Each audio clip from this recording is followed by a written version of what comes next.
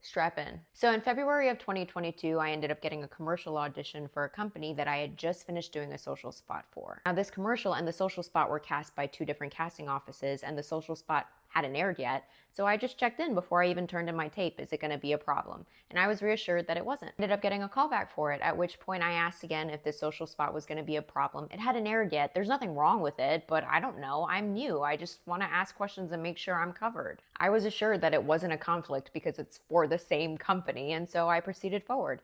I ended up getting first refusal, at which point I double checked and asked again, and then I ended up booking the spot. So clearly, I'm in the clear. I booked this commercial on a Friday, and the shoot date was about 2.5 weeks out on a Tuesday. About a week after I booked the job, the social spot came out, and I was holding my breath. But nobody said anything, and we were still good to go. I ended up traveling into town to do all the COVID testing and quarantining. That Friday, I got information for my 9 a.m. fitting on Sunday, and I felt like I was good to go.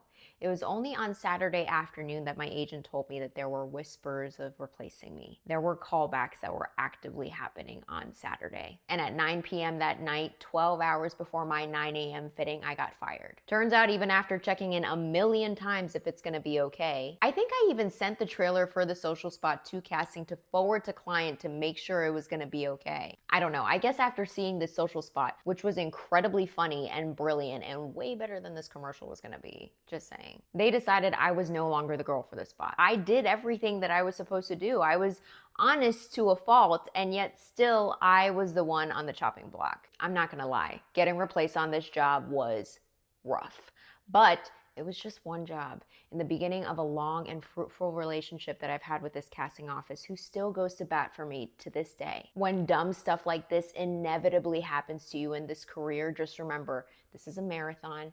You're making fans, and what's meant for you will not pass you. Something better is right around the corner. Keep going.